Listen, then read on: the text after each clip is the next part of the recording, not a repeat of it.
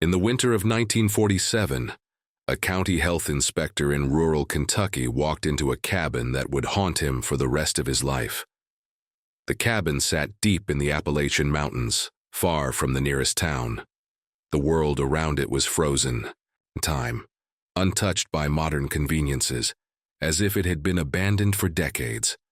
But what the inspector found inside wasn't just the signs of poverty, neglect, or isolation.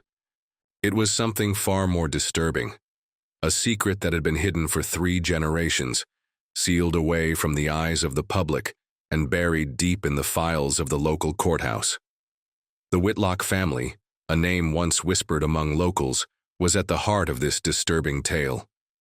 This wasn't just a family living under hard circumstances, as many poor families in Kentucky did during that era. This was a bloodline twisted by choices made generations ago, choices that would ultimately doom the future of the entire family. 3 generations of the Whitlock family had lived together under one roof, and their family tree looked nothing like what nature intended.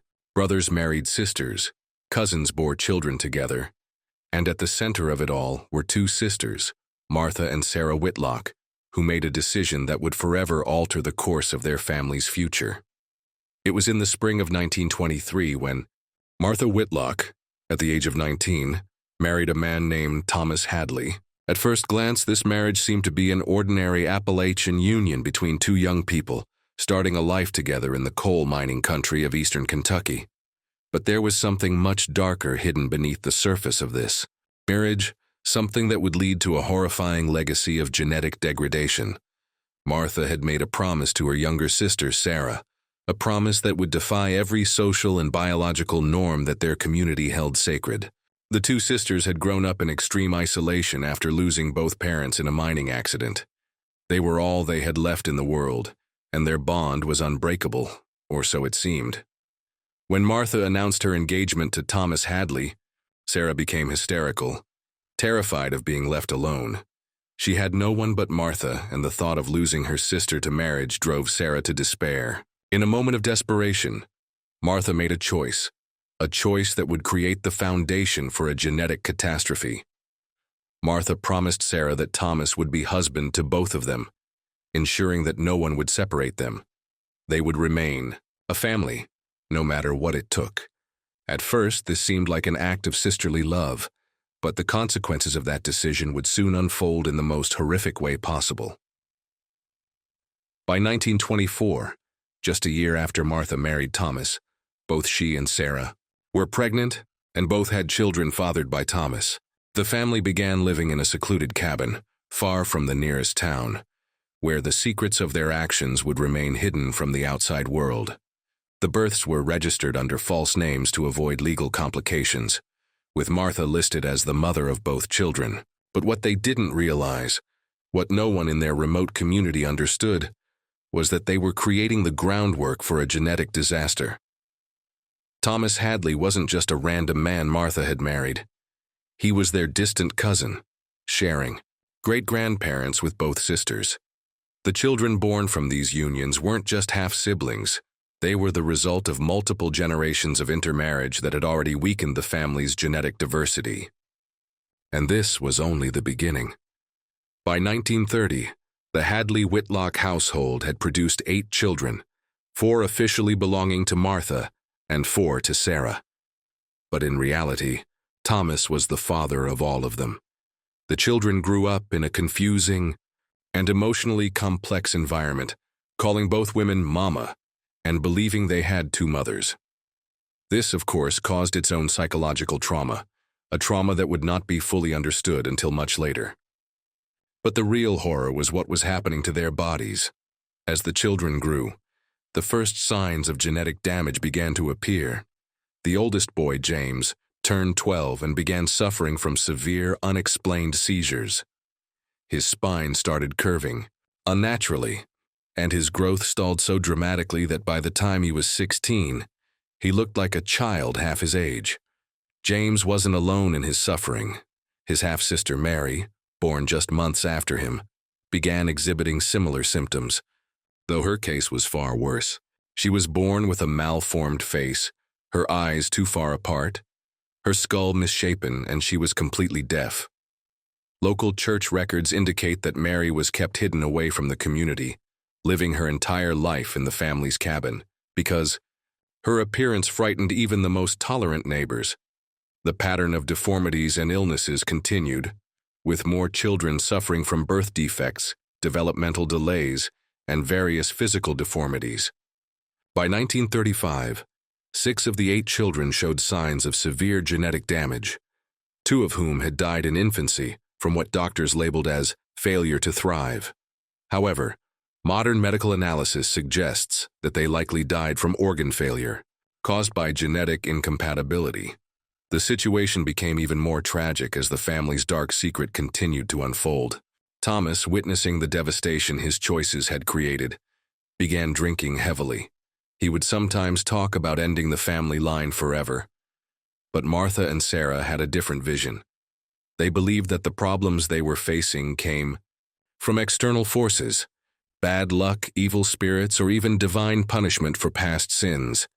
They never understood that the source of their suffering was themselves, their choices, and their failure to understand the consequences of inbreeding. This family's fate was sealed in the most chilling of ways. As you continue with this story, you'll learn just how deep the consequences of their actions would go. What Robert Mills, the health inspector, uncovered in that small, remote cabin in 1947 would change everything. But for now, let's leave the Whitlock family in their isolated cabin, where their world was falling apart in ways no one could have ever predicted. As time passed, the Whitlock family's isolation in the Appalachian Mountains became both a curse and a shield. To the outside world, they were just another forgotten family, eking out a meager existence in a cabin far from the nearest town. But inside the cabin, a horrifying secret was festering, one that no one outside their walls could have imagined. The genetic damage that had begun to take root in the children was now spiraling out of control. In 1935, as the family celebrated what seemed like a normal holiday season, things took a dark turn. Martha and Sarah, now in their 30s, continued to encourage the unnatural family structure they had created. The bond between the sisters was undeniable, but so was the toll it had taken on their offspring. One by one, their children began showing signs of profound genetic damage. Seizures, deformed limbs, and neurological disorders became common among the siblings. The children grew up in an environment where they were not only physically marked by their genes, but psychologically scarred by the chaotic family structure. James, the eldest, had become a tragic figure. Though he had once been the hope of the family, his debilitating seizures and severe spinal deformities made it impossible for him to ever live a normal life. Medical records from that time, which would later be uncovered, painted a picture of a child trapped inside a body that was failing him.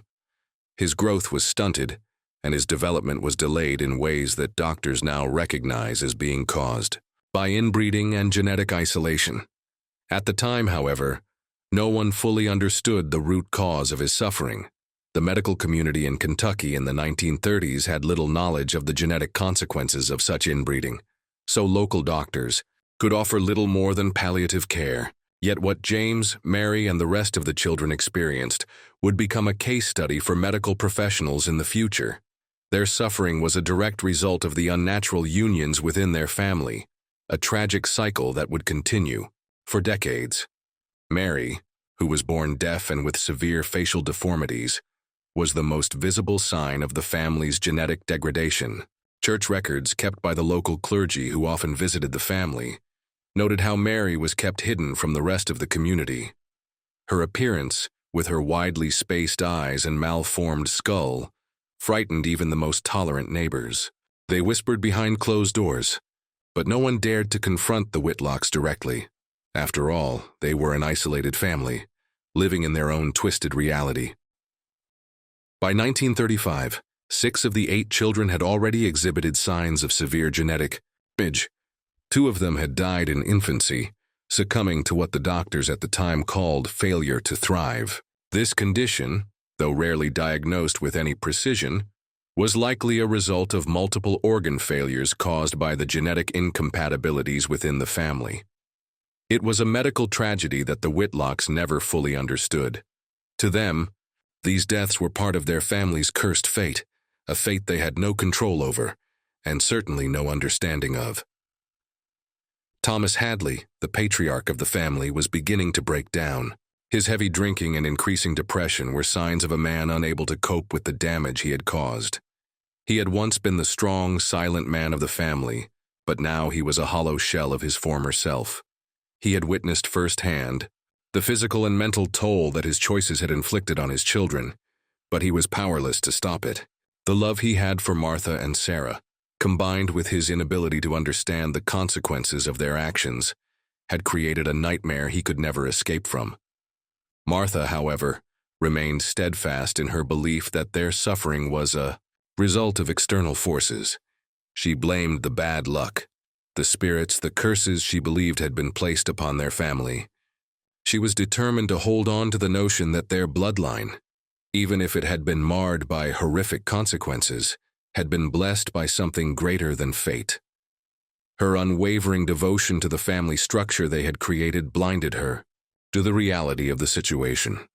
She continued to encourage her surviving children to marry within the family, believing that keeping the bloodline pure would eventually eradicate the family's health issues. By 1940, the Whitlock family's future had become even more bleak. James, now a young man in his 20s, had managed to father a child with his half-sister Mary, the woman with the malformed face and severe genetic damage. This pregnancy was, to put it simply, a disaster. Mary's body was not equipped to handle pregnancy, and the child that was born to her was so genetically compromised that it defied medical expectations. The baby lived for just 3 months before passing away from complications caused by its underdeveloped organs and malformed body. The county coroner, Dr. William Patterson, who would later play a key role in documenting the family's tragic history, wrote in his private notes that this child was the most genetically compromised human being I have ever encountered in 30 years of medical practice. Dr. Patterson had seen countless cases of birth defects and genetic disorders, but nothing compared to what he had witnessed in the Whitlock family. The child's organs were in the wrong places, its lungs undeveloped, and its brain so damaged that it never achieved consciousness. This death marked the turning point for the family's genetic experiment. The tragic reality of what they had done was becoming more undeniable with each passing year. But even in the face of such unimaginable suffering, the Whitlock family continued their self-destructive path. Martha and Sarah, now in their 50s, encouraged their surviving children to marry each other, believing that it was the only way to cleanse their bloodline. The insanity of their beliefs was only matched by the horror of their actions. They didn't understand that they were digging the grave for their family's future. Instead, they saw their actions as part of a sacred mission, one that would somehow restore their family to health and wholeness. But by now, the damage was irreversible. The children, now adults, had become a living testament to the dangers of genetic isolation. The Whitlocks' attempt to preserve their bloodline through inbreeding had condemned their descendants to lives of suffering, deformity, and early death. Their actions had created a vicious cycle that would continue to spiral out of control for the next few years, until the outside world could no longer ignore the horrors that were unfolding in that isolated cabin in the hills of Kentucky. This was just the beginning of the final chapter in the Whitlock family's tragic history. When Robert Mills, the health inspector, entered the family's home in 1947, what he found would leave him shaken for the rest of his life. It would also mark the beginning of the end for the Whitlock family's twisted legacy. But for now, the family continued their descent into the darkness, unaware that their actions were about to come to light. By the winter of 1947, the isolated cabin deep in the Kentucky hills had become a place of unimaginable suffering. The Whitlock family, now in its 3rd generation of genetic degradation, had lived a life that no one outside of their world could ever have understood. The children, born from the unnatural unions of brothers and sisters, cousins, and distant relatives, had become shadows of what they might have been, living with physical deformities, mental disabilities, and suffering that had no end in sight. But it wasn't until that fateful winter day, when County Health Inspector Robert Mills was called to investigate, that the truth about the Whitlock family's nightmare began to unravel. Mills had been sent to the cabin to look into reports of child neglect and to assess the family's living conditions. What he found upon entering that small, overcrowded cabin would haunt him for the rest of his life. The cabin, which had been home to 3 generations of the Whitlock family, was a dark, suffocating place. The air was thick with the smell of decay, and the oppressive weight of isolation seemed to press down on Mills as he stepped inside. There was no running water, no electricity, and barely any heat to ward off the freezing cold. 17 people were living in this cramped, decaying home, many of whom were suffering from severe physical and mental afflictions. The conditions were appalling, but what Mills discovered about the family's genetic history was far worse. Mills's first shocking discovery came when he encountered the children. Some were so deformed they couldn't walk, others couldn't speak, and a few were unable to even focus their eyes. These were the children of Thomas Hadley and his 2 wives, Martha and Sarah, and their suffering was the result of a twisted family experiment that had gone on for decades. The children, many of whom had been born with severe physical deformities and mental handicaps, had never been allowed to leave the cabin. They had been kept hidden from the outside world, a secret so dark that the Whitlocks had convinced themselves that their genetic issues were part of a divine plan. They believed their suffering was a test of faith, a trial that they were chosen to endure.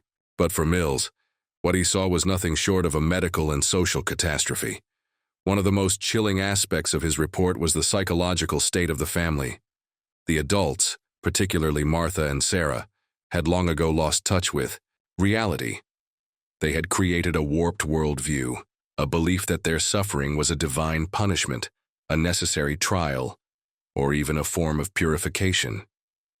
When Mills tried to engage them in conversation, it became clear that they were unwilling, or perhaps unable, to understand that their actions were the cause of their children's suffering. Martha, now in her 60s, was a shell of the woman she once was. She could barely speak coherently, and her mental faculties had deteriorated significantly. Yet she still clung to the belief that her family's problems were caused by something external, something beyond their control. Mills's investigation took an even darker turn as he uncovered more about the family's breeding practices. Hidden. In Martha's belongings, he found detailed records that outlined the Whitlock family's genetic matches. There were charts tracking which cousins should marry to produce the purest offspring. These charts weren't just theoretical. They were part of the sisters' twisted attempt to fix their bloodline. They had planned future marriages between surviving children, convinced that this would somehow eliminate the family's health problems. The reality, however, was that these plans only accelerated the genetic disaster. The idea of maintaining a pure bloodline had led them to concentrate genetic damage, creating even more severe deformities in the children. At the time of Mills's visit, the family had already lost several children to genetic disorders. 2 had died in infancy from what was then called failure to thrive, a condition now understood to be the result of organ failure caused by genetic incompatibility. By 1947, the surviving children were living lives of unimaginable suffering. Their mental and physical impairments were so severe that they couldn't perform basic human functions. Some were incapable of walking, while others couldn't even speak. The youngest of the surviving children, a girl named Rebecca, had been born with relatively minor deformities, but the psychological trauma of growing up in such an environment had scarred her for life. When Mills documented the conditions inside the cabin, it became clear that the family was not only physically and mentally broken, but emotionally shattered as well. The children, many of whom had never interacted with anyone outside the family, had developed their own language, their own social customs, and their own way of thinking. They were cut off from the world, and they had no idea how to interact with the larger society. The most tragic part of it all was that they had no sense of how to escape the cycle of suffering that had been forced upon them by the very people who should have cared for them the most. Mills's report was a chilling document, one that would later serve as the catalyst for the state's intervention. But at the time, it was just a piece of paper detailing the horrors of a family that had been allowed to exist in the shadows for far too long. The report was classified for decades, hidden away from the public eye, but eventually, it found its way into the hands of those who could no longer ignore the story of the Whitlock family. This report, which contained detailed accounts of the family's living conditions, genetic history, and the psychological breakdown of its members, would eventually lead to the intervention of state social services. But the road to intervention wasn't easy. The Whitlock family, convinced that their bloodline was sacred and that they were being persecuted, barricaded themselves inside the cabin when government officials arrived. They armed themselves with shotguns and screamed that the authorities were trying to destroy God's chosen people. What followed was a standoff that lasted 3 days, a desperate battle of wills between a family so deeply entrenched in their delusions and a government trying to save the children from a fate far worse than death. During those 3 days, 2 more children died, not from violence but from the stress placed on their already weakened bodies. The emotional and physical toll of the standoff, combined with the severe genetic damage the children had suffered, proved too much for them to survive. And yet, despite this tragedy, the family's story was only just beginning to be revealed to the world. When the state officials finally entered the cabin, what they found was even more disturbing than what Mills had documented.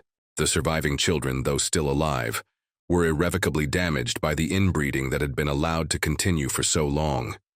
Some could no longer walk or speak. Others had physical deformities that made them unrecognizable as human beings. The state authorities had to call in genetic experts from the University of Kentucky to assess the situation, and what they discovered was something no one could have predicted. The damage done to the Whitlock family's bloodline had reached levels that were beyond anything previously documented in American medical history.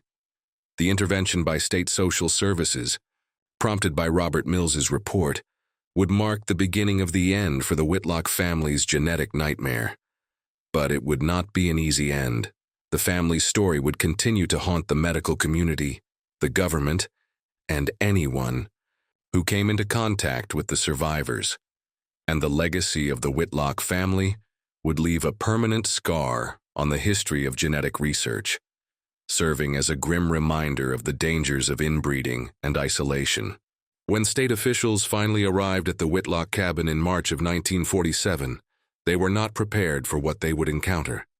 The family's extreme isolation, their years of inbreeding, and the horrors that had unfolded within those 4 cramped walls had created a situation far beyond the realm of normal human understanding. What they found was a family in complete psychological and physical collapse, with children who could barely speak, walk, or function in basic ways. Martha and Sarah, now in their 60s, were barricaded inside the cabin, fiercely protecting what remained of their twisted family structure. Armed with shotguns, they fought against the authorities, convinced that they were being persecuted for some divine purpose. They believed that their suffering, their genetic deformities, and their children's disabilities were all part of a greater mission, a trial they had been chosen to endure.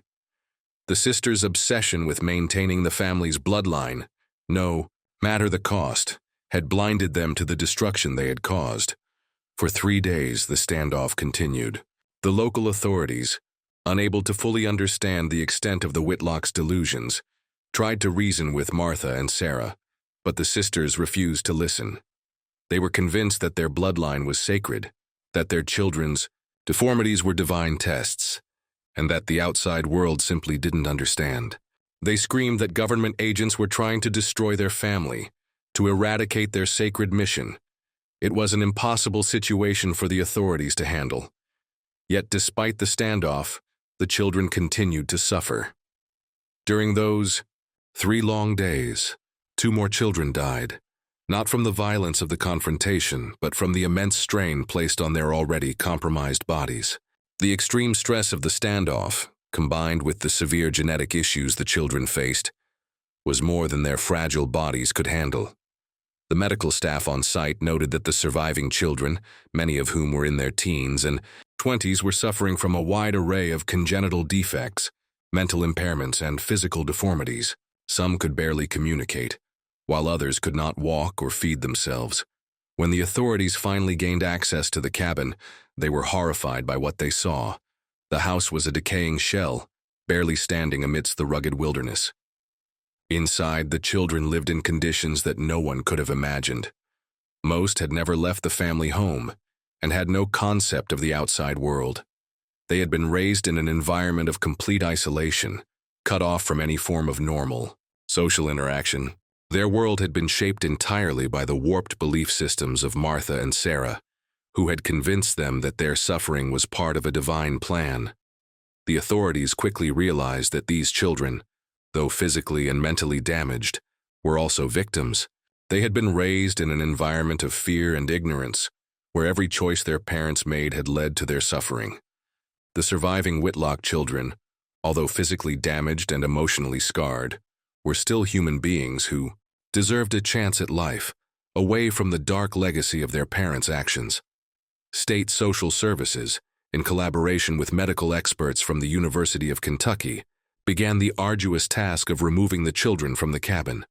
They assessed the children, determining which could be rehabilitated and which would require lifelong care. The damage done to their bodies was profound, but some, like Rebecca, who had been born with fewer physical deformities, still had a chance at a more normal life. The medical professionals who examined the children were horrified by what they found, but they also understood the importance of giving these children the chance to heal and grow away from the trauma of their family history. Rebecca, the child who had been born with relatively minor deformities, was one of the survivors who showed promise. Though she was emotionally scarred by her upbringing, Rebecca had a chance to be rehabilitated. With the help of foster care and medical treatment, she was able to learn to speak, to read, and to interact with the outside world. However, the fear of passing on the genetic damage she carried in her DNA haunted her for the rest of her life. She never married, never had children, and spent her adult years constantly worried that she would pass on the legacy of suffering that had been thrust upon her. The other children were not as fortunate. Many of them suffered from combinations of severe physical deformities, intellectual disabilities, and other health conditions that made it impossible for them to live independently. One child, who was estimated to be around 12 years old, had the mental capacity of an infant and the physical development of a 6-year-old. These children were placed into permanent care, where they would receive the attention they needed for the rest of their lives. They would never experience the normal life that most children take for granted. As for Martha and Sarah, they were eventually committed to a state mental hospital. The sisters, now in their 60s, had no concept of the enormity of the damage they had caused. They were placed in separate rooms, where they spent their remaining years in a state of delusion, insisting that their family's problems were caused by forces outside of their control. They never understood that their obsession with maintaining a pure bloodline had led to the destruction of 3 generations of children. Thomas Hadley, the patriarch of the family, had died in 1945 from liver failure. He had witnessed the horrors his actions had created, but he was powerless to stop it. His death marked the end of the Whitlock family's direct lineage, but the legacy of their suffering lived on. The surviving children, though scattered and broken, would forever be marked by the decisions made by their parents. In the years following the intervention, the Whitlock story became a cautionary tale, one that medical professionals would reference for years to come. The family's tragic history would be studied by geneticists and psychologists, who would use it as a stark reminder of the dangers of inbreeding, isolation, and the consequences of ignoring the basic principles of human genetics. But perhaps, the most haunting aspect of the Whitlock family's story was the psychological toll it took on everyone involved. Robert Mills, the health inspector who uncovered the truth about the family, was never the same after his investigation. He suffered from nightmares, and eventually required psychiatric treatment for the trauma he had endured. The county coroner, Dr. William Patterson, who had documented the family's genetic suffering, never practiced medicine again after 1947. He left Kentucky, moved to California, and became a carpenter, telling his family that he could no longer bear to look at another human body after what he had witnessed in the Whitlock cabin. The Whitlock family's story was one of tragedy, not just for the physical and mental damage it caused, but for the emotional devastation it left in its wake. The children, though they had been given a chance to escape their family's twisted legacy, would always carry the scars of their past. They would forever be haunted by the knowledge that their family's greatest tragedy had been born not out of malice, but out of a desperate, misguided desire to hold on to something that was never meant to be. The intervention in 1947, though it marked the beginning of the end for the Whitlock family's generational nightmare, left a lasting and indelible mark on everyone involved. For the surviving children, life outside the cabin was a bittersweet reality. They had been torn from the only world they had ever known, a world where the walls of their cabin had protected them from the judgment of the outside world. But now, they were faced with the harsh truth of their situation, their family history, the genetic damage, and the suffering that would stay with them for the rest of their lives. Rebecca, the child who had shown the most potential for rehabilitation, was placed in foster care and given a chance at a new life. She received extensive medical care, psychological support, and education, slowly learning to speak and interact with others. But the trauma of her early years never left her. She never married, never had children, and lived her adult life with the constant fear that she carried the same genetic curse that had destroyed her family. Though she learned to read and write, and to experience some semblance of normalcy, the weight of her family's dark legacy remained with her, following her like a shadow she could never escape. The other children, however, were not so lucky. Many of them were placed in long-term care, where they would remain for the rest of their lives. The damage done to their bodies and minds was profound, and their ability to lead independent lives was severely limited. The medical community struggled to understand the full scope of the damage, as the Whitlock's case was unprecedented in its severity. It would take decades for geneticists to fully grasp the implications of the inbreeding that had occurred in the family. The tragedy of the Whitlock children was a stark reminder of the dangers of genetic isolation and the price of ignoring the fundamental rules of human genetics. But even as the state stepped in to care for the surviving children, the damage to the Whitlock family's legacy could not be undone. The family's name, once spoken with hushed tones in Kentucky, had become synonymous with genetic horror. The people in the surrounding towns, who had once turned a blind eye to the family's existence, now saw the full scope of the nightmare that had unfolded on their doorstep. And though the family was no longer a presence in the mountains, the stain of their bloodline would forever be etched into the history of the region. The medical professionals who had been called in to assess the situation were left grappling with the implications of what they had witnessed. Dr. William Patterson, the county coroner who had documented the genetic horrors of the Whitlock family, never returned to medicine after the case. The mental and emotional toll of dealing with the consequences of the family's actions was too great for him to bear. He left Kentucky and moved to California, where he became a carpenter. His decision to leave the medical field was a sign of the deep psychological scars the Whitlock case had left on everyone involved. Even those who had merely observed the family's tragedy couldn't escape the horrors they had witnessed. For Robert Mills, the county health inspector who had uncovered the truth about the Whitlock family, the aftermath was similarly devastating. Though he had done what he believed was his duty, his conscience would never be at peace. Mills, who had once been a promising young health inspector, was tormented by the images of the children he had found in that cabin. The nightmares came every night, and eventually, he sought psychiatric treatment. The horrors of the Whitlock family haunted him for the rest of his life. Mills was left questioning not only what he had witnessed, but also whether there was more he could have done. In many ways, he became a casualty of the family's curse, one of the many who would never be able to forget what they had seen in that cabin. As for Martha and Sarah, their lives came to a quiet end in the state mental hospital. The sisters, once the matriarchs of a family that had believed itself to be chosen by God, died in obscurity. They spent their remaining years in separate rooms, isolated from the world they had so fervently believed in. The two women, in their delusions, never understood the full extent of the damage they had caused. They clung to their belief that their actions had been justified, that their family's suffering was a necessary trial. But in the end, they were forgotten by the world, their names lost to history except for the horrific legacy they had left behind.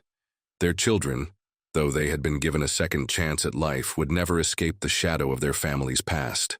The medical records of the Whitlock family were kept in state archives for many years, used by geneticists and medical professionals as a case study in the dangers of genetic isolation.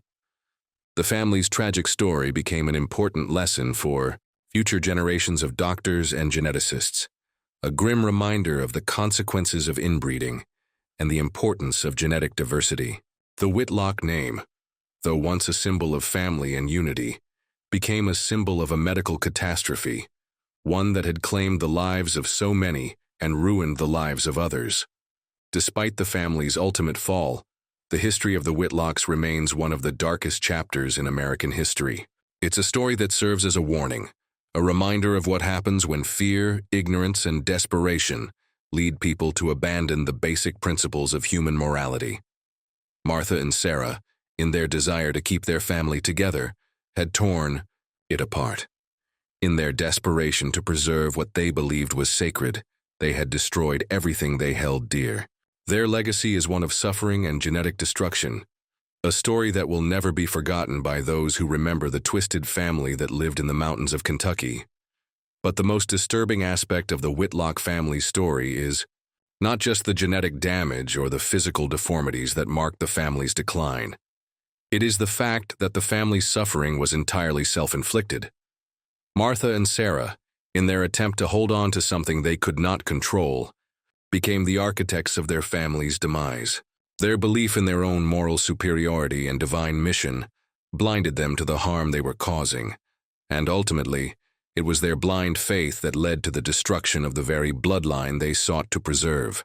As the years passed, the Whitlock family's story slowly faded from the public eye, but the echoes of their tragedy still reverberated through the quiet hills of Kentucky. The cabin where they had lived, a place now reclaimed by the wilderness, stood as a silent testament to the horrors that had unfolded within its walls. The foundation stones could still be seen through the undergrowth, reminders of a time when the Whitlock family had once believed themselves untouchable. Locals, now more familiar with the truth, avoided the area. They would no longer walk the old mining roads or camp near the abandoned homesteads where the Whitlocks had lived. The scars of the past were too deep, and some secrets, it seemed, were simply too dark to ever fully fade away. The story of the Whitlock family became something of a whispered legend, one that locals didn't dare speak about in public. The truth about what had happened in that cabin, however, had spread far beyond the small community of Kentucky. The medical and social impact of their case had left an indelible mark on the fields of genetics, psychology, and medicine. Universities and research institutions across the country had requested copies of the Whitlock family's medical files, using them as a sobering case study in the dangers of inbreeding and genetic isolation. The Whitlock family became a real-life example of what happens when genetic diversity is lost, when human beings allow their desperation to override natural laws. Their suffering, though tragic, would become a teaching tool for future generations, a reminder of the consequences of ignorance and fear. For the few surviving Whitlock children, life outside the cabin was a mixture of rehabilitation and heartache. Rebecca, the most fortunate of them all, managed to rebuild a semblance of normal life, but the fear of passing on the genetic damage she carried would haunt her until her death. She would never marry, never have children, always carrying the weight of her family's legacy with her. She spent her days working quietly, always mindful of the fragile balance between her own future and the nightmare she had been born into. Despite the support she received in foster care and the medical care that allowed her to function, the trauma of her childhood remained. It shaped her life in ways she could never fully escape. The other children, those who had been left severely damaged by their family's actions, lived out their days in institutions. Some remained nonverbal, unable to communicate in any meaningful way, while others could only sit in wheelchairs, their bodies twisted and deformed by the years of genetic misfortune. They were given care, but the care they received could not undo the damage done by their parents' misguided actions. They were ghosts of what they might have been, living lives of pain and isolation in the shadows of their family's legacy. Even as these survivors continued their lives, the psychological toll of being part of the Whitlock family was profound. Those who were able to live independently still carried the weight of their past. Their lives had been irrevocably altered by the choices made decades before they were born. The family story, though largely hidden from the world, remained a haunting reality for those who survived it. Martha and Sarah, in their final years, remained steadfast in their beliefs, refusing to accept responsibility for the destruction they had caused. They died in their separate rooms at the state mental hospital, continuing to insist that they had been persecuted, that their suffering was divine in nature. But the truth was undeniable. Their actions had not only destroyed their family, but had left a legacy of pain and despair that would never fully disappear. The story of the Whitlocks serves as a stark reminder of the dangers of isolation, ignorance, and unchecked belief. Martha and Sarah's desperate attempt to preserve what they saw as their family's sacred bloodline led them to make decisions that would forever change the course of their history. What began as an act of love between two sisters, an attempt to remain together in the face of fear, became a tragedy that no one could have foreseen. In their efforts to hold on to their family, they destroyed it. The bloodline they so desperately sought to protect became a symbol of genetic destruction, a cautionary tale for future generations. Today, the Whitlock name is virtually forgotten. There are no monuments to their legacy, no plaques commemorating their existence. Their story remains one of the darkest and most tragic in American history, largely hidden from the public, but never fully erased from the minds of those who know it. The cabin where they once lived is now nothing more than a ruin, overgrown and forgotten by time. But the legacy of their suffering endures, a reminder of what happens when fear and desperation cloud the judgment of even the most well-meaning individuals. Perhaps the most tragic aspect of the Whitlock family story is that, in the end, their greatest mistake wasn't inbreeding or the physical deformities they passed on to their children. It was in the belief that they were somehow chosen, that their suffering had a purpose, and that the pain they inflicted on their family was justified. They saw themselves as victims, never realizing that they were the ones who had created the nightmare they had to live in. For those who came after them, the story of the Whitlocks serves as a solemn warning. It reminds us that our actions, especially those driven by fear, ignorance, and isolation, can have far-reaching consequences. It serves as a reminder that the pursuit of purity, at any cost, can lead to disaster, and that the family bond, when twisted by misguided beliefs, can become the very thing that destroys it. The Whitlock family's dark legacy will never be forgotten.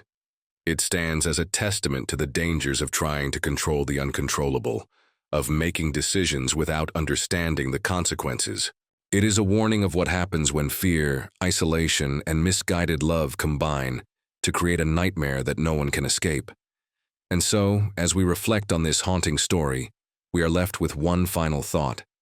Some family secrets are simply too dark to keep, and some legacies, no matter how deeply buried, are destined to be remembered forever.